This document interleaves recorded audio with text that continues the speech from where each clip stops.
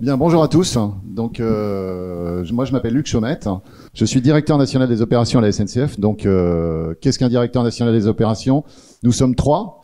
Et en fait, nous sommes gestionnaires de crise. Donc, nous gérons toutes les situations perturbées et les crises à la SNCF, toute distorsion du service opérationnel, avec la délégation des deux présidents de la SNCF, pour prendre toute décision susceptible d'impacter l'entreprise et pour sauvegarder nos clients. Voilà. Et donc, c'est des astreintes de 7 jours postées au Centre national des opérations ferroviaires.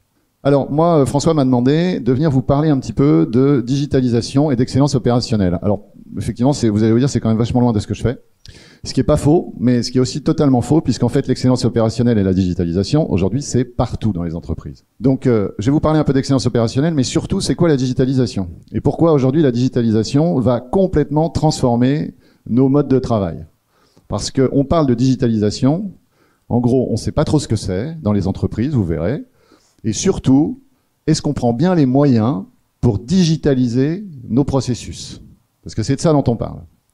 Alors, les deux, excellence opérationnelle et digitalisation, sont un vecteur de transformation. Il y en a un qui est plus ancien que l'autre. L'excellence opérationnelle, on peut dire que ça a démarré quasiment pendant la Deuxième Guerre mondiale, notamment aux États-Unis, de manière à pouvoir relancer la production ou lancer la production de l'armement. Mais c'est quand même plus ancien, il y avait un certain nombre de grands standards qui existaient déjà avant.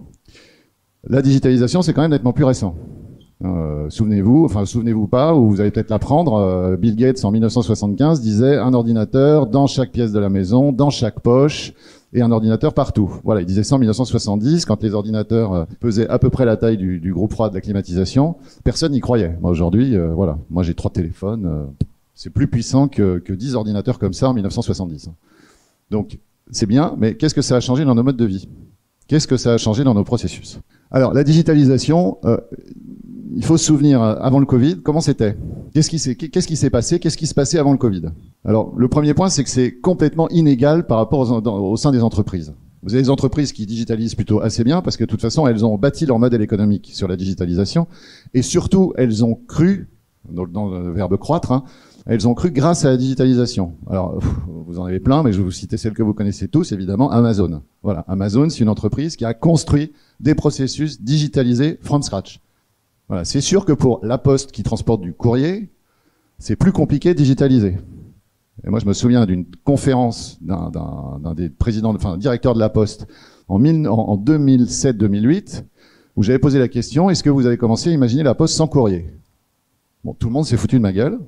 On est en 2020 et La Poste commence à travailler sans courrier. Eh bien, je vais vous poser une question très con, mais est-ce qu'on peut imaginer en 2050 la SNCF sans train? Je ne sais pas si la SNCF aura des trains en 2050 avec la transformation des processus et la digitalisation. On parle du métaverse, etc. Je ne sais pas. Vous ne savez pas non plus. Donc, premier point, un développement inégal. Des entreprises qui parlent de digitalisation, mais qui en fait dématérialisent avec beaucoup de difficultés, ce qui n'a rien à voir, j'y reviendrai. Et puis, vous avez des entreprises qui sont à fond dedans, Amazon.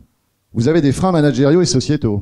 Vous avez le manager qui dit, on va imaginer, je ne sais pas si c'est vrai, on prend le directeur de La Poste, en 2010, je veux digitaliser La Poste. À fond, je vais digitaliser La Poste. Voilà, alors ça, c'est l'engagement de la direction. Et en dessous, ça commence à être la guerre entre les directions, parce que la digitalisation, ça casse tout. La direction du système d'information, qui est un gros machin qui crache de la ligne, qui fait des contrats qui pèsent très très lourd, qui dépense beaucoup d'argent, qui travaille un peu moins la performance et qui finalement règne en maître sur les processus de l'entreprise, elle n'a pas du tout envie de voir arriver un Chief Digital Officer qui va commencer à lui dire ça c'est terminé, on va faire on va faire du microservice, on va travailler en développement microservice, on va passer par de la start-up, on va faire cracher de la ligne à des boîtes comme Faveod, et puis eux ils vous coûtent 20 fois moins cher que vous. Et pour faire un système d'information, moi je sais pas, de tracking, tracing, avant c'était 50 millions d'euros. Et si on passe en microservice, on va dépenser peut-être 1 ou 2 millions d'euros et le truc sera plus stable. Pas envie d'entendre parler de ça. Donc le manager, le président de l'entreprise, lui, il n'a pas envie d'avoir la guerre dans son comex, et donc on remet potentiellement un peu à plus tard les grandes décisions qui vont structurer la digitalisation dans la boîte. Et puis sociétaux. Là, vous voyez, on parle de digitalisation. Encore, c'est bien ici. Je pense qu'il y a à peu près 60% de la salle, non, pas plus quand même, 70% de la salle qui prend pas des notes sur un papier. Moi, j'ai été au Copil Digital de la SNCF il y a 3 ans, donc Copil Digital quand même, donc il y a tous les patrons, les chefs de BU, etc. Je pense qu'il y a un pas sociétal à franchir Alors d'une part, il faut effectivement poser le Mont Blanc et le carnet Moleskine quand on est dans un COMEX, mais aussi, il faut apprendre à se servir des outils. Hein, on nous parlait de la fracture numérique du temps du président Chirac. C'est pas une fracture numérique, c'est une fracture digitale maintenant. Et si vous savez pas vous servir de SharePoint, si vous savez pas vous servir de Planner, des applis Google, de la suite Google, etc., vous êtes mort. Hein. Dans 5 ans, vous êtes mort. Les entreprises ne fonctionnent plus que comme ça. Ça, c'est la transformation Covid, parce qu'il n'y a pas eu le choix et j'y reviendrai. Donc, les freins sociétaux, je ne sais pas m'en servir, et puis j'ai la trouille de prendre des décisions. Et donc, ça porte une confusion avec ce qu'on appelle la dématérialisation. On a entendu parler de la dématérialisation pendant des années, hein, on va dire, c'est à peu près 1990-2010, la dématérialisation, c'est-à-dire je ne touche pas à mes process, je conserve les mêmes, parce que j'ai pas envie de m'emmerder, en fait, hein, et je vais aller travailler uniquement à supprimer le papier. Alors, ça a donné naissance, en fait, à une nouvelle direction dans les entreprises, une nouvelle responsabilité qui est de dire qu'il faut faire baisser les mails. Parce qu'en fait, on s'est retrouvé à peu près, un manager de plutôt bon niveau, il reçoit aujourd'hui entre 7 et 800 mails par jour. C'est ça la dématérialisation. C'est-à-dire qu'on fait la même chose qu'à l'époque on faisait sur le papier, mais comme c'est plus facile, on fait un peu n'importe quoi, hein, c'est quick and dirty, comme on dit. Et donc, on reçoit beaucoup plus de mails qu'avant, on recevait de formulaires, de papier, de machin, parce que ça prenait du temps, puis il fallait des assistantes, tout ça, c'était plus compliqué. Mais on n'a rien changé dans les process. Hein. À la SNCF aujourd'hui, quand vous devez passer un appel d'offres, vous avez toujours une personne responsable du marché, il faut toujours passer par le service achat, il faut toujours remplir des jolis formulaires, mais sur l'ordinateur. Mais ça, c'est pas de la digitalisation. Hein. Je vous expliquerai après ce qu'on a digitalisé pendant le Covid, et un peu avant le Covid et pendant le Covid. Finalement, c'est bien passé, mais le Covid est arrivé, il n'a été qu'un accélérateur. Et donc tout ça, ça limite la résilience des systèmes entiers. On arrive à la crise Covid, Emmanuel Macron, le président de la République, dit confinement, tout le monde se retrouve chez soi, jour A, qu'est-ce qui a fait la une des journaux? C'est les réseaux numériques vont-ils tenir? Parce que vous aviez la double population, ceux qui comprenaient rien au digital, alors eux, ils sont allés plutôt sur Netflix, sur YouTube, etc. Il a fallu baisser la résolution parce que ça chargeait tellement les nœuds des réseaux numériques qu'on s'est dit ils vont s'effondrer. Et pendant ce temps-là, vous avez les boîtes qui ont essayé de dire non mais il faut continuer nos réunions, il faut continuer quand même à maintenir le lien social, et donc Teams, WebEx, etc. qui sont quand même montés en puissance très rapidement.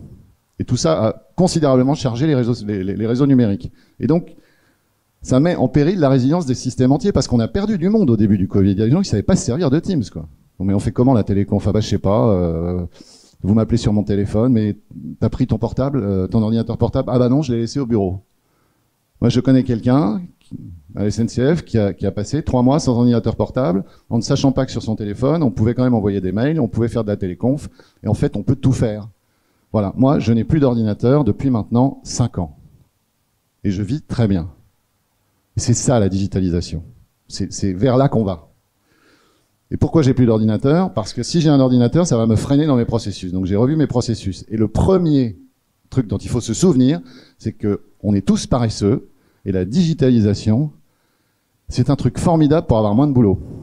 Et donc, pour faire de la performance. Et l'excellence opérationnelle vous aide là-dedans à faire passer, en fait, à franchir cette révolution. Parce que c'est une vraie révolution. Hein. Moi, le jour où j'ai dit, je vais prendre un Galaxy Note avec un petit clavier déporté, et je vais laisser mon ordinateur au service informatique, on m'a tous pris pour un fou. C'était il y a 5 ans. Voilà. Et maintenant, il y en a plein qui font comme moi, parce qu'effectivement, hein, bah voilà, je vais bosser. J'ai pas de sac, j'ai rien, j'arrive. De toute façon, il y a toujours un PC dispo si j'ai besoin. Tiens, je vais imprimer un truc. J'imprime un truc à peu près une fois tous les 2 mois. Et sinon, je travaille sur mon téléphone, j'ai des petits claviers, des machins. C'est plus que ça, de toute façon. C'est des réunions, des mails. Alors après, si vous avez un gros PowerPoint à faire, bah, vous avez votre PC à la maison, vous le faites. C'est ça, la digitalisation. Donc, qu'est-ce qu'on va voir? On va voir un petit peu digitalisation dans le monde d'avant. Rapidement, je vous en ai parlé. L'excellence opérationnelle à l'épreuve de la crise sanitaire. Donc, effectivement, il y a une fracture entre supervision et production, parce que les producteurs, on va le voir, ils restent sur le terrain, tandis que ceux qui maîtrisent la production, qui font les métriques, qui décident, qui font le commerce, etc., tout ce qui supervise, en fait, l'activité productive, elle se retrouve à la maison. Il y a un effet de seuil. On va voir qu'est-ce que c'est que l'effet de seuil. Et puis ensuite, la standardisation digitale, qui est un triptyque.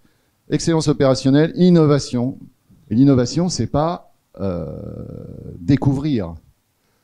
Hein, découvrir quelque chose, c'est très bien. Non, l'innovation des entreprises, on cherche pas à découvrir juste parce que ça va être intéressant. Tiens, je vais peindre toutes les poubelles en rose. Non, l'innovation, c'est prendre des processus qui existent. Les Américains appellent ça le TRL, Technical Readiness Level. C'est-à-dire, quand vous n'êtes pas en TRL 7, 8 ou 9, vous n'implantez pas ça dans les entreprises parce que le truc n'est pas fonctionnel. À la SNCF, on a inventé les essais de frein digitaux. Voilà, c'est une boîte qui est venue nous vendre ça. Donc, on a travaillé avec eux. Il faut vérifier que les freins, qu'il y a de la pression dans la conduite générale pour que le train parte pas freiné. Justement, ça fait chauffer les essieux de frein, les semelles de frein. Et après, ça provoque des incendies et ça déforme les essieux. Donc, on doit vérifier avant le départ du train que les freins ne sont pas serrés. Et donc, il y a de la pression dans la conduite générale. Donc, c'est facile, on met des capteurs partout, et puis voilà. Mais en fait, ça marche pas leur truc, parce que il y a que l'œil pour aller regarder si la semelle de frein, elle touche la table de roulement de la roue. Et donc, ça marche pas. Et ça, c'est du TRL 2 ou 3. C'est très bien, c'est une super idée, c'est pendant 30 ans. Quand on aura des mini-caméras à reconnaissance d'image, qu'on sera capable d'implanter ça dans les locomotives, etc. Ça, c'est pas de l'innovation, ça. L'innovation, ça va être de dire, par exemple, je vais prendre la suite Office 365, je la mets à tout le monde, j'arrête de mettre du client lourd sur les ordinateurs, et j'arrête même les ordinateurs, et je fais comme dans les compagnies d'assurance, dans une compagnie d'assurance que je ne citerai pas, chaque salarié a un budget de 1 500 € tous les 2 ans pour acheter l'ordinateur qu'il veut. Il n'y a plus de direction des systèmes d'information. Voilà, ça c'est de la perf. Si j'ai envie d'acheter un Mac, j'achète un Mac, et après, dessus, je mets la suite qui m'est fournie par la boîte. Pas de maintenance. Quand même top. Voilà, après on verra l'avenir. Ça nourrira peut-être un peu vos groupes de travail, la virtualisation, l'hypervision, les réseaux neuronaux, comme on dit, parce que c'est la digitalisation qui nous emmène là. Hein. Après digitalisation, il y a virtualisation. Virtualisation, ouais. Vous dites qu'ils peuvent acheter des Macs, des choses comme ça, mais le jour où son Mac il est cassé, il fait comment? Alors le jour où... Bon, alors il n'y a pas de service IT, donc le jour où son Mac il est cassé, soit son Mac il est sous garantie, voilà, parce qu'on n'a pas envie de casser son PC, donc il va le faire réparer, ou bien alors il va remplir un formulaire particulier et puis on va lui racheter un Mac. Voilà. Enfin, moi je prends l'exemple de la SNCF. Le PC Pro de la SNCF, une fois qu'il est pété, il faut compter 15 jours pour en avoir un nouveau. Après ils arrivent, ils implantent le master. Alors le master c'est génial, c'est-à-dire qu'on vous enlève tout le système d'exploitation, on vous met celui qui a été réécrit par la boîte, repensé, etc. Évidemment qu'il marche pas. Donc après, il faut qu'il repasse à la DSI. Pendant ce temps-là, on vous file un PC de prêt, et il y a à peu près 3-4 personnes qui vont travailler pendant 2 jours pour vous remplacer votre PC. C'est moins cher pour les boîtes de dire, allez hop, de toute façon, on provisionne tous les 2 ans pour tous les salariés, c'est un PC neuf. Voilà, en fait, ça marche comme ça. Et ça marche bien parce que les gens sont contents, ils ont le PC qu'ils aiment et ils en prennent soin. Voilà, on verra. Donc je vous disais la virtualisation, parce que demain, vous n'êtes plus là. Hein. D'abord, vous n'avez plus de carnet Moleskine, vous n'avez plus de Mont Blanc, vous n'avez plus de PC, vous n'avez plus rien du tout, vous êtes chez vous, mais vous êtes en cours. Et vous n'êtes pas chez vous devant un écran. Vous êtes chez vous avec un casque de réalité virtuelle et vous suivez votre cours. Et pendant ce temps-là, le système, par reconnaissance vocale et surtout analyse sémantique, il va vous prendre vos notes et il va vous sortir la synthèse. Vous voyez, c'est ça la digitalisation et la virtualisation. Et les réseaux neuronaux, on verra, c'est tout ce qu'on appelle les équipes d'équipes et puis quels impacts au quotidien et dans le long terme. Je vais passer vite. C'est les grands standards d'excellence opérationnelle. Alors je vous les ai mis, c'est le point 5. Point 5, c'est le point 5 minutes. Hein, voilà, tous les jours, on se retrouve à un endroit donné avec l'équipe, on fait un petit point, qu'est-ce qui va pas, quelles sont les grandes actualités. C'est évidemment pas le manager qui fait parce que c'est castrateur, donc on laisse faire par un gars de l'équipe. Et normalement, ça permet d'entretenir les collectifs avec le management visuel en support. Voilà, les grands métriques de l'équipe pour savoir ce que je fais. Qu'est-ce qui se passe éventuellement en temps réel. Voilà. Nous, on a affiché au Centre national des opérations ferroviaires. Quand je suis arrivé, j'ai dit c'est quand même dingue. On n'a pas la régularité des trains en temps réel. Pour les opérateurs, ils voient pas le fruit de leur travail. Hein, c'est ce que les Japonais appellent un andon. Donc on a affiché au Centre national des opérations ferroviaires, on a fait travailler la DSI, voilà, c'est bien digitalisé. Ils ont travaillé pendant 6 mois, ils nous ont dit que c'était pas possible. Ensuite, ça coûtait 100 000 €, ensuite ça coûtait 1 million. Et puis finalement, on l'a fait faire par une start-up et on affiche la régularité des trains en temps réel par axe. Comme ça, l'opérateur, il voit le résultat de ce qu'il fait en temps réel et la qualité de son travail et la qualité du service client, parce que tout ça, ça sert le client. Voilà, donc management visuel, point 5. La RSP, donc c'est ce qu'on appelle la résolution structurée de problèmes. C'est le petit truc qu'on se met autour de la table. On a une merde qui se dégage lors du point 5. On voit qu'il y a un truc qui se dégrade dans le management visuel, dans les grands métriques. Ça nécessite pas de faire du DMAIC, de la transfoline, où on part pour 8 mois de projet. Non, on s'y met, il y en a pour une journée. Tiens, il y a un train, c'est un train malade. Qu'est-ce qui se passe? Ah bah oui, c'est parce qu'il franchit la frontière. Il y a les contrôles de sûreté. Il y a le Covid qui est arrivé, il y a les contrôles médicaux. Résultat, il avait 20 minutes. 20 minutes, ça suffit pas. Il faut lui mettre 30 minutes dans ses horaires et comme ça, il sera plus en retard. Bon, bah, le problème, il est résolu. Alors après, qu'est-ce qu'on fait? Qui fait quoi? Qui prend le sujet? Voilà. Et puis la tournée terrain, hein, parce que ce que je vous dis sur le train, c'est peut-être bien d'aller voir à Modane comment ça se passe. Est-ce que les flics sont bien là quand on les attend? Est-ce qu'on peut pas les aider à faire? Est-ce que les voyageurs sont bien prévenus et tout? Voilà, c'est de la résolution structurée de problèmes en 1 semaine, 2 semaines. Normalement, c'est réglé. Voilà. Et ça c'était avant le Covid, fort peu digitalisé. Hein, c'est le point 5 par nature. On est 5 ensemble et donc on va prendre peut-être un petit café autour de son management visuel qui lui-même n'est pas digitalisé. Et tout le monde a cherché, ça faisait des années, on cherchait comment on peut digitaliser le management visuel. Bon, on peut pas, hein, voilà, parce qu'il n'y a pas d'outil idéal. Et donc, c'est un peu chacun, chaque équipe, chaque entité qui va développer sur la base d'outils qui existent. Je vais pas te couper l'herbe sous le pied, François, mais sur la base d'outils qui existent ou pas, qui va développer l'outil qui lui va bien. Le développement des nouvelles technologies, il n'est pas égal, hein, parce que je vous dis pas d'outil idéal, et du coup, les collectifs, ils sont sceptiques. Mais qu'est-ce qu'ils nous montrent là? Qu'est-ce que c'est que ce truc? C'était tellement mieux, le paperboard, avec les métriques qu'on se mettait le matin, puis le smiley magnétique. Qu'est-ce que c'est que ce truc? Voilà. Alors en plus, pour les managers, si déjà lui-même a du mal à y croire, s'il y a la fracture sociétale dont je vous parlais, s'il ne comprend pas la différence entre digitalisation, dématérialisation, virtualisation, bah, c'est pas comme ça qu'il va emmener son collectif. Et puis les grandes transfos, elles ont fait appel au digital, mais elles n'ont pas réinterrogé les processus. Le digital, ça réinterroge tous les processus. C'est-à-dire que on travaille plus comme avant. Quand vous avez un incident caténaire sur une ligne ferroviaire. Un incident caténaire, vous savez, caténaire, c'est le fil de contact, c'est ce qui amène l'électricité au train. Alors, il y a le fil de contact, et en dessous, il y a une espèce de truc en V qui s'appelle un pantographe. Le pantographe, lui, il permet de capter le courant dans le fil de contact pour l'amener au train, et donc au moteur du train, à la clim, au confort, aux portes, etc. Bon, ça, c'est super, c'est quand même une technologie des années 50. Il y a des tas de possibilités où le pantographe arrache la caténaire.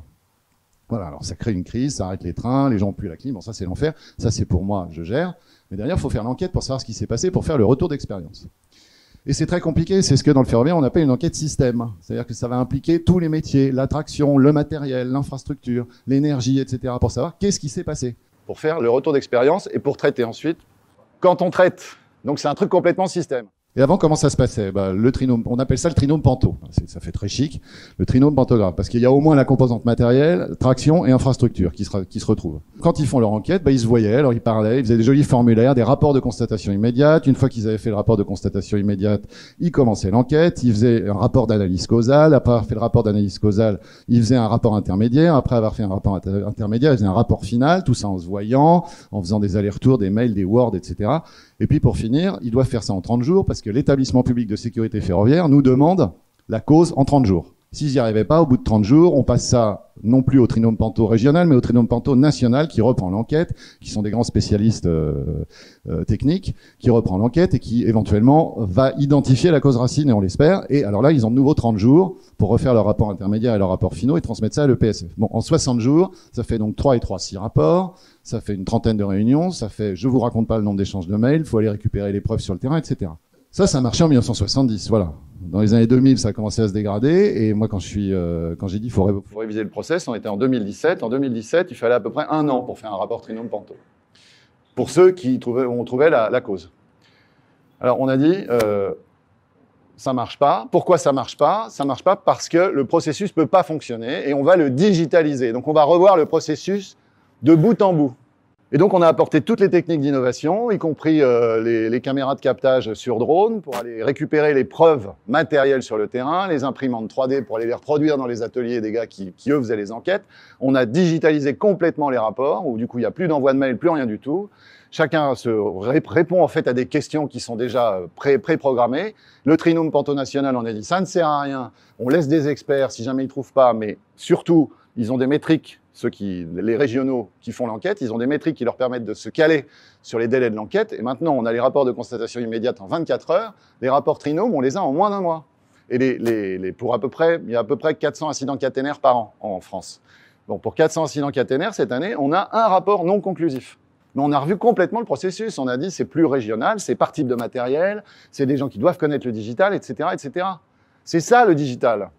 Vous comprenez ? Parce que sinon, on aurait pu dématérialiser, c'était gentil, on faisait un Microsoft Forms, et puis voilà, ça marchait très bien.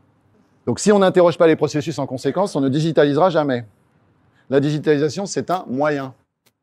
Ce n'est pas une finalité. La finalité d'Amazon, c'est de vendre un maximum de produits et de services. C'est les mêmes personnes qui reprennent le processus pour le digitaliser au départ. Donc en fait, c'est pour les mêmes personnes pour éviter le biais de leur histoire, de leur expérience. Ils vont essayer de revenir systématiquement à ce qu'ils connaissent. C'est pour ça qu'il faut l'excellence opérationnelle dedans. C'est-à-dire, si vous avez un animateur excellence opérationnelle qui est là, lui, il connaît les risques. Et en fait, on reprend vraiment le truc from scratch. Quand on le reprend from scratch, on voit les biais, hein. On voit les ayatollahs de la sécurité qui vont arriver en disant, mais non, mais on peut pas faire comme ça, on n'a jamais fait comme ça. Et puis, le truc classique, c'était mieux avant. Voilà. Et alors, c'est comme ça, en fait, que tu y arrives. C'est à l'excellence opérationnelle, comme c'est un vecteur de transfo. Si on prend bien les outils de l'excellence opérationnelle, on balaye ce risque. Mais il faut bien que ce soit implanté. Si c'est pas bien implanté, l'excellence opérationnelle, vous allez refaire le même process, voire plus lourd. Mais vraiment, le digital, c'est pas une fin, c'est un moyen. Donc, il faut penser digital durable et reconstruire ces process. Si on ne reconstruit pas ces process, ça ne marchera pas. Donc, dans le monde d'avant, confusion fréquente entre dématérialisation et digitalisation, je vous l'ai dit, des compétences inégales, le scepticisme managérial, hein, voilà, décalage de discours, comme ex-SNCF, qui est totalement pour le digital, mais qui est le premier à râler quand on digitalise quelque chose. Ah mais non, mais qu'est-ce que vous me faites, comment ça marche, j'y comprends rien. Ah bah oui, mon grand, oui, ça c'est sûr, hein, c'est une transformation, c'est une révolution. Donc il faut que tu t'y mettes. Donc on va lui expliquer, on lui donne la main, etc. Après il est content. Mais quel est le message qui passe? Parce que ça passe, vous voyez, même chez moi, il est passé ce message-là et je vous le passe. Le message que passe ce type de dirigeant, c'est le digital. J'y crois pas, j'aime pas ça, c'était mieux avant. Et donc, je suis un facteur de frein dans la transformation de l'entreprise. Si je suis un facteur de frein dans la transformation de l'entreprise, je suis un facteur de frein dans sa performance. Si je suis un facteur de frein dans sa performance, je suis un facteur de frein dans la durabilité de l'entreprise elle-même.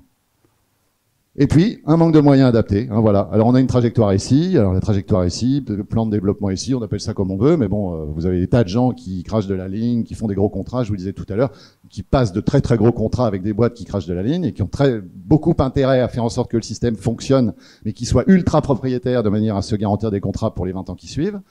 Ces gens-là, c'est un frein au digital. Le digital, aujourd'hui, tout est sur étagère. Hein. Absolument tout. Vous n'avez absolument pas besoin, enfin, très peu, et sinon vous avez les startups qui sont là pour ça, et vous en avez des très très bonnes.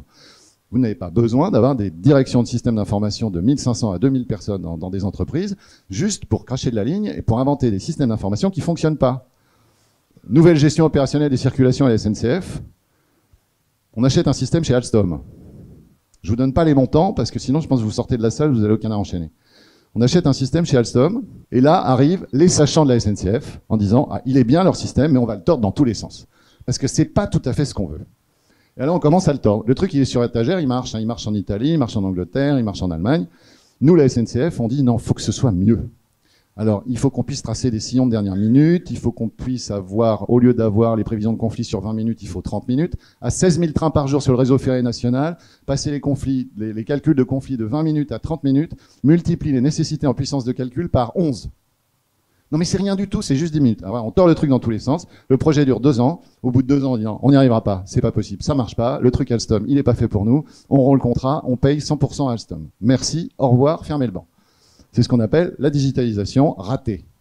Voilà, c'est la trajectoire SI qui vient bouffer la transformation de l'entreprise. Alors que si on achète le truc qui fait papa-maman à 80%, c'est le Pareto, et qu'on travaillera les 20% plus tard, eh ben on aurait été comme les Anglais et les Allemands, et les Italiens, et on aurait eu un système fonctionnel qui nous permettait à la fois de faire du contrôle-commande et de la régulation. Pour ceux que ça intéresse, j'en parlerai plus tard, en dehors de cette intervention.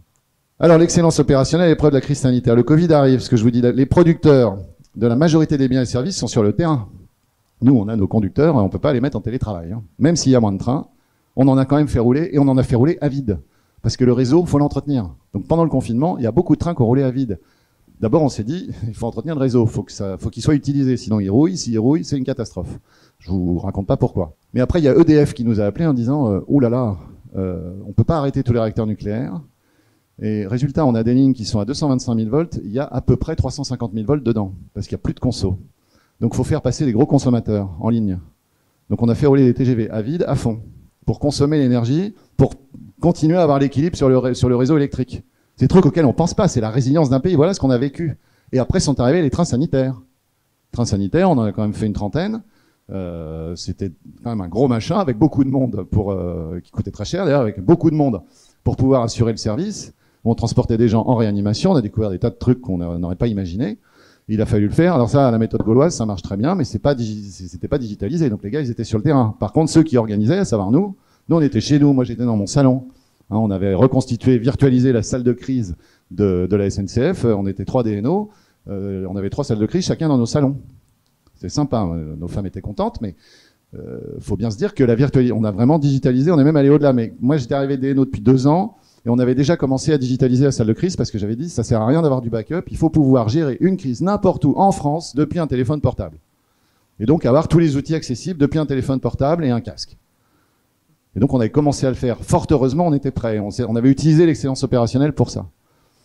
Mais nous, on avait de la chance. En revanche, chez Voyage, les TGV, les centres opérationnels de service, là, qui font tout le produit train, eux, ils étaient très très loin de leurs producteurs. Donc, rupture, d'abord, entre production et supervision. Et après la sidération, il y a une vraie fracture qui s'installe. Ce que je vous disais, la nana qui quitte son bureau, qui prend pas son PC. Parce qu'elle avait jamais pris son PC de sa vie, donc elle l'avait pas remporté chez elle. Voilà. Donc elle avait son téléphone et elle a travaillé avec 3 mois avec son téléphone sans pouvoir envoyer de mail, rien du tout. Bon, depuis elle est à la retraite, mais il y en a beaucoup comme ça dans les entreprises. Des rétifs, même limite agressifs. Alors le digital, il va arriver à le résoudre, mais pas tout de suite. Parce que faut se souvenir des premiers pas de Microsoft Teams. Faut se souvenir des premiers pas de Webex au début du confinement. C'était quand même d'une stabilité moyenne.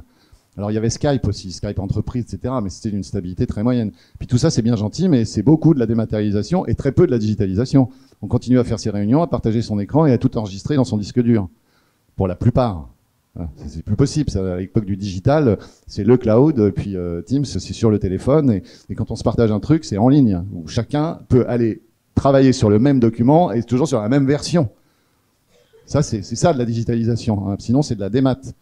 Donc je travaille sur mon Word, sur mon disque dur, je te l'envoie V1.2.4 du temps, l'autre il répond V1.2.5 du temps, puis pendant ce temps-là, il y en a un qui a fait une V1.2.5 et qui a oublié de répondre à tout le monde dans son mail, et ça y est, il y a 2 versions qui se baladent, et il va falloir faire une réunion pour réaligner tout le monde. Voilà, quand c'est que 2, parce que parfois c'est beaucoup plus. Donc il y a une phase de foisonnement. Souvenez-vous, Covid, excellence opérationnelle, on continue. Alors l'excellence opérationnelle se casse la gueule, parce que plus de 0.5, plus de management visuel, ou alors un management visuel où le manager ou le gars qui était sur le terrain venait le prendre en photo puis le balancer aux autres, plus de résolution de problèmes, la visite terrain évidemment interdite. Donc l'excellence opérationnelle se casse la gueule, donc tout le monde cherche comment on va faire. Alors moi j'ai une équipe, pour ma petite expérience, j'ai dit tout se casse la gueule, très bien, donc on va faire un 1.5 déjà par téléphone tous les jours, parce que faut aussi dans la tête, faut qu'ils aillent bien les gens. Ils sont chez eux, utilisons tous les moyens qu'on a à notre disposition. Et j'ai dit on va prendre Teams, déjà dès le début. Donc tous les jours, depuis 2 ans maintenant, parce que ça continue, parce qu'ils sont vachement accrochés, tous les jours à midi, de midi à midi 15, on fait 1.5 minutes, entre guillemets, par Teams.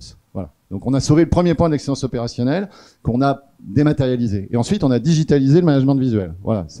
Alors pour digitaliser, moi j'ai cherché partout, j'ai pas trouvé, donc je me suis pris, si j'avais eu Access à la SNCF, j'aurais fait sur Access. Je l'ai fait sur Excel, ils sont ravis, ça marche super bien. Et ça fait un vrai management visuel qui est pour le coup digitalisé, parce qu'on a revu complètement le process du management visuel et comment chacun y contribue. Et puis on a commencé à faire des petites résolutions de problèmes. Et puis on a entretenu le collectif. C'est hyper important le collectif dans la digitalisation. Et pour entretenir les collectifs, vous allez vous marrer, mais une fois toutes les 2 semaines, on a fait une réunion où on ne parlait pas boulot. Et donc on s'est servi de tous les outils digitaux pour faire des réunions où on ne parlait pas boulot. Alors on a fait la cuisine, on a fait les recettes de cuisine, on a fait les hobbies, on a fait les voyages, etc., etc. Et on a utilisé tous les outils de digitalisation qui existaient de manière à pouvoir faire passer cette espèce de qualité de vie au travail. Parce que c'est ça la digitalisation. Comme ça rompt le lien social que nous connaissions et ça en recrée un nouveau qui est différent, il faut travailler la QVT. Sinon, la qualité de vie au travail, elle s'effondre. Et vous laissez des gens sur le bord de la route et on ne sait pas comment les récupérer aujourd'hui, ceux-là. Bon, moi, j'en ai pas. Ils ont tous suivi, même ceux où j'aurais pensé que c'était pas possible. Et le seul frein qu'on a eu, c'est le frein infrastructure, réseau numérique. Parce que quand vous habitez avenue Foch, ça va.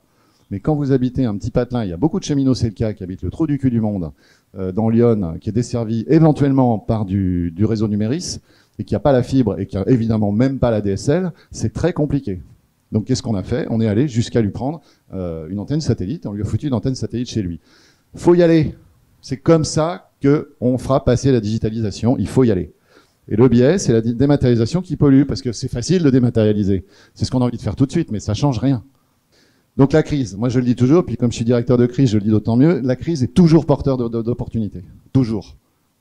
Entre guillemets, une crise, c'est une chance. Le Covid, c'est une... Entre guillemets, je dis bien, voilà, faut replacer dans son contexte. Mais dans le contexte de développement, une crise, c'est une chance. Voilà, vous êtes là, vous avez passé la crise, faut rebondir sur ce que la crise vous a apporté, sur ce que la crise nous a apporté, et notamment en termes d'excellence opérationnelle digitalisée. Si vous n'avez pas l'excellence opérationnelle, vous n'arriverez pas ou difficilement à digitaliser. Et ça, nos managers, ils l'ont pas forcément compris. Et puis réinventer l'excellence opérationnelle. En fait, ça a été quoi le Covid? Ça a été une transformation ligne accélérée. Voilà.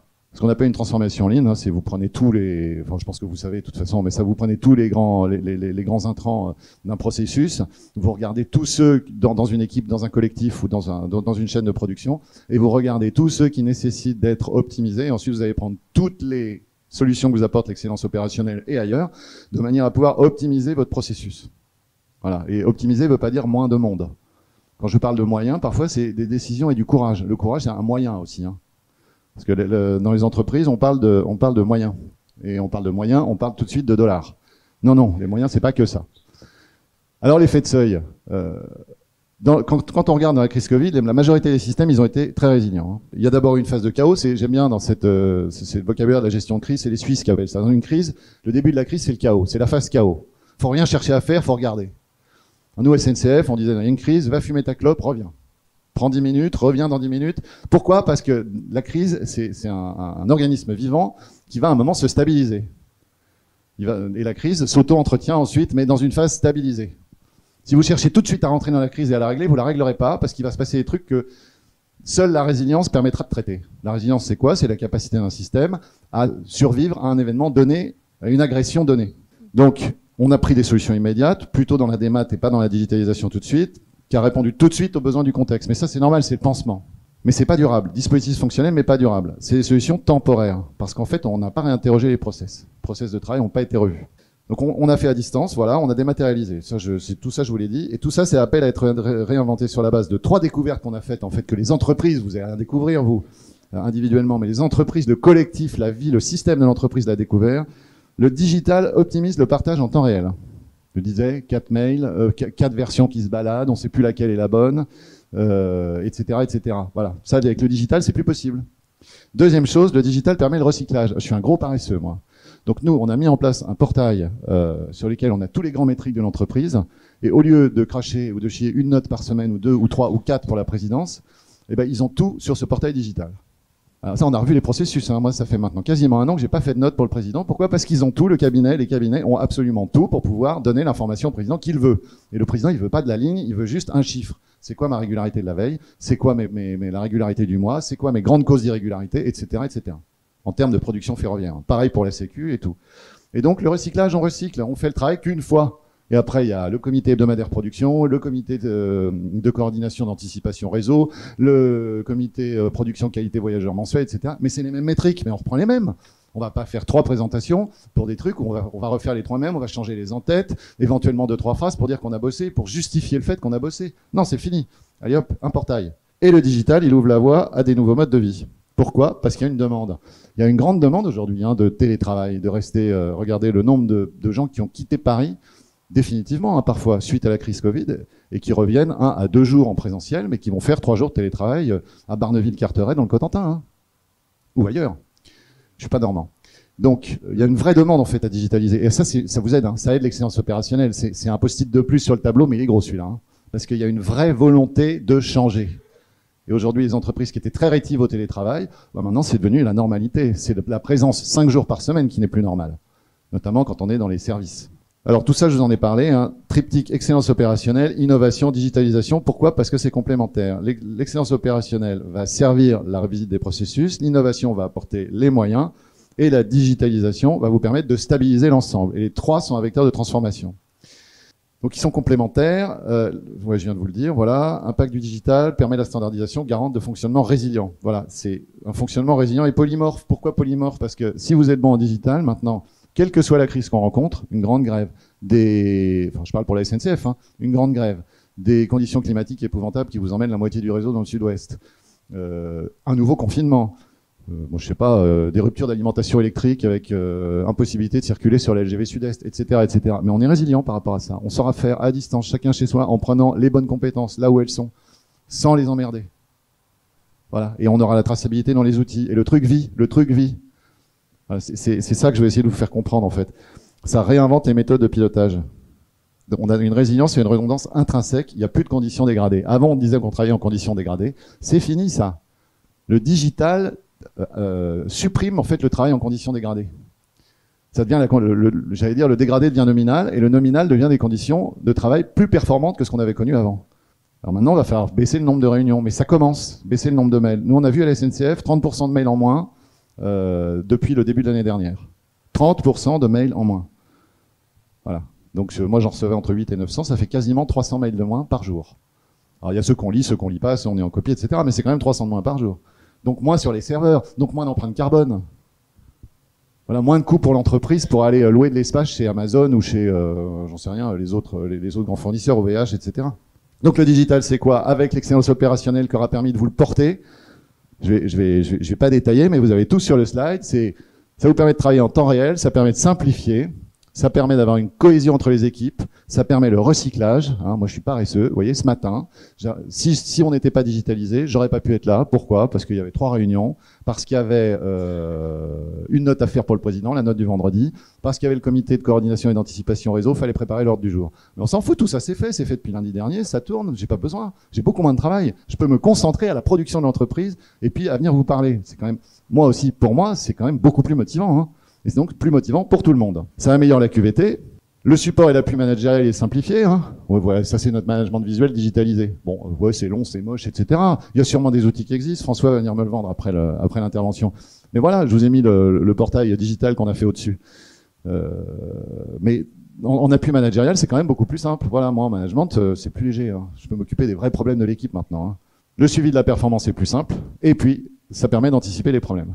Donc l'objectif qui est en cours d'atteinte, c'est gagner en performance individuelle et collective. Et là, quand on parle de performance, là, on parle dollars. Hein. Tout de suite pour les entreprises. Alors, l'avenir. Virtualisation.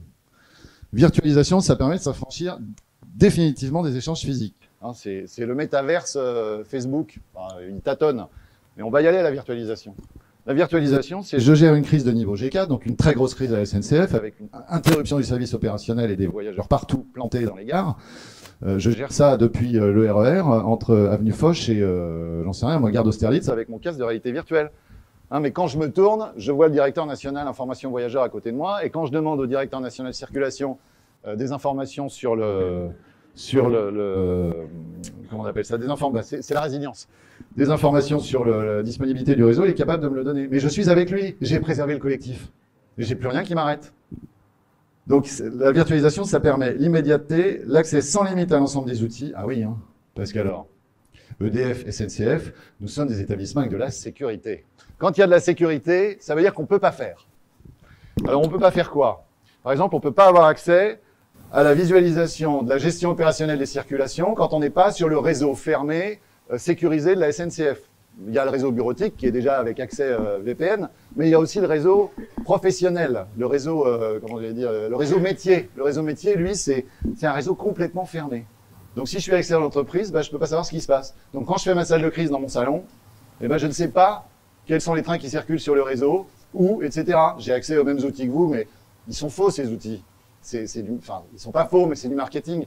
Moi, j'ai besoin de savoir à la seconde près quand le train a passé tel signal, tel aiguillage, à quelle vitesse, etc. Et ça, on vous le donne pas dans le grand public. De toute façon, c'est pas intéressant pour vous. Vous voulez juste savoir si le train est à l'heure ou pas. Donc, comment je fais si je suis juste dématérialisé pour avoir accès à ces infos de chez moi? Je peux pas. Si je suis digitalisé, je peux, mais ça veut dire que je vais avoir 18 écrans et ça va pas être super confort, pas très beau, et puis j'ai peut-être été obligé de faire remonter aussi par EDF un petit peu plus de puissance sur mon compteur. Si je suis virtualisé, j'ai absolument tout sur mon casque de réalité virtuelle, ou autre, hein, parce que c'est pas forcément que ça, ou ma petite cabine, ou j'en sais rien, et j'ai absolument tout, sans porter préjudice à la sécurité du réseau métier. Et donc là, je touche à ce qu'on appelle l'hypervision. L'hypervision, c'est encore au-delà de ça. Et ça, c'est le rêve, c'est notre rêve à tous. L'hypervision, c'est l'aide à la décision par l'accès à toutes les données, même tous les signaux faibles que je ne vois pas. Mais que les systèmes, eux, ils ont dans leur mémoire. Si le train X a franchi le signal avec 16 secondes de retard, cela veut dire qu'il va provoquer un conflit avec le train Z 1 heure plus tard à tel endroit. Pourquoi? Parce que ça s'est déjà passé 28 fois. Je ne fais pas appel à une capacité de calcul, je fais appel à de la mémoire. C'est uniquement du silicium. Donc, cette hypervision, ça permet d'agréger les données et ça m'apporte une aide à la décision immédiate. C'est-à-dire que c'est le système qui me propose, mais non pas sur du calcul, là on est dans la digitalisation, uniquement sur de l'exploitation de l'existant. C'est ce qu'on appelle, alors vous allez me parler, vous allez me dire, ouais, c'est la big data, ça marche pas. La big data, ça marche pas. On est bien d'accord, parce qu'il y a plein de data, mais il y a déjà pour les remettre en forme, et pour trouver un système qui est capable de toutes les lire, déjà il y en a pour 20 ans de boulot. Non, ça c'est ce qu'on appelle la value data. C'est-à-dire que je vais prendre juste les données qui m'intéressent dans le champ de big data, et alors là, je vais utiliser ces données qui m'intéressent pour m'aider à prendre la décision. Et donc, je rends les systèmes auto-apprenants. C'est ce qu'on appelle l'hypervision. Donc, c'est vision synthétique, mise à disposition des données agrégées, corrélation, donc ce que je viens de vous dire, l'obtention de stats relativement facile, l'enrichissement des événements et donc un pilotage au plus juste. Et alors, avec l'excellence, la couche d'excellence opérationnelle là-dessus, alors là, ça fait la rue Michel, hein. Et là, vous avez des collectifs, vous les emmenez loin, hein. Au lieu d'avoir un régulateur qui va juste passer 5 minutes à dire quel train tu le fais passer devant l'autre, le système va le faire tout seul. Dans le régulateur, il va lui vérifier que tous les trains sur la LGV Sud-Est roulent bien à 300 en permanence. Et là, pour ça, on le paye. Là, vraiment, il y a de la valeur ajoutée. Et puis, les réseaux neuronaux. Alors, les réseaux neuronaux, c'est pour après-demain, mais ça, c'est ce que vous verrez là dans vos groupes de travail et puis à la fin de cette matinée. C'est comment je suis capable de faire travailler mon système sur la base de données qui sont totalement agrégées, totalement lisibles et répliquées sur ce qu'on appelle des jumeaux numériques d'organisation et de production. C'est-à-dire que je vais faire mes essais sur un truc qui est exactement mon réseau ferré, par exemple, pour moi, avec mes 16 000 trains par jour, mais qui est uniquement virtuel. Et je vais voir si ça fonctionne ou pas. Et ensuite, je l'insuffle dans le réel. Ça, on en est loin. C'est ce qu'on appelle le BIM. Mais on fait des jumeaux numériques d'organisation et de production un petit peu dans la voiture. Mais on tâtonne, hein. C'est ce que, quand vous avez votre configurateur, vous savez, sur Internet, là, quand vous voulez faire votre voiture avec les options, la couleur, les machins. Bon, les constructeurs ont ça en 100 fois mieux et effectivement, ils modélisent un petit peu la construction de la voiture. Mais c'est très complexe encore. Pourquoi? Parce que tout n'est pas digitalisé et parce que la culture n'est pas là encore. Voilà, mais ça, c'est pour demain et après-demain. Et donc, c'est de la conception par l'intelligence artificielle. Alors voilà, bah, si ça vous amuse, lisez Crozier, l'acteur et le système, parce que franchement, il n'a pas dit autre chose que ça. Hein, ça, c'est l'organisation un peu qu'on connaissait avant le Covid. C'est l'organisation militaire. Voilà. Là, on est sur l'organisation qu'on connaît maintenant. C'est-à-dire qu'on est vraiment... Il y a quand même encore les chefs, etc. Mais il y a des équipes. Dans les équipes, mais il y a des équipes. Et dans les équipes, il y a des chefs. Mais l'équipe est quand même auto-apprenante. Demain, on va être sur des équipes qui vont s'enrichir. Et je suis pas uniquement intra-entreprise. Je suis aussi inter-entreprise. C'est-à-dire que moi, mon rêve, c'est demain, dans la gestion de crise, on est une team, une équipe de tous les gestionnaires de crise, des grands gestionnaires d'infrastructures européens. Et on s'auto-entretient, on auto-apprend ensemble. Et mon chef n'est plus le directeur général des opérations. Mon chef, c'est la qualité de service pour le client. Voilà, je vais m'arrêter là parce que je pourrais parler 3 heures. J'ai fini. Merci. Difficile à arrêter tellement c'est passionnant, hein. J'espère que ça vous a parlé. Merci Luc pour ce retour d'expérience, ces exemples concrets qui peuvent paraître techniques et poussés. Et depuis 10 ans, quel chemin? Ouais, c'est clair. Très excellence opérationnelle au début et je trouve que tu incarnes particulièrement cette digitalisation dans ton vécu. Donc chapeau. Merci pour nous projeter ces images-là. On va prendre 2-3 minutes pour des questions. S'il y en a, allez-y, profitez-en. Est-ce que c'est l'image qu'on a de la SNCF? Peut-être pas aujourd'hui, donc c'est intéressant d'avoir cette vision de l'interne. Est-ce que tous les gens de la SNCF sont comme toi? Évidemment non. Mais on voit que c'est possible à faire, que toi tu le vis en tout cas, que tu le partages, et que ça peut se faire. Si ça se fait à la SNCF, ça peut se faire aussi dans beaucoup d'autres organisations. Vos questions, rapidement. Une question, oui.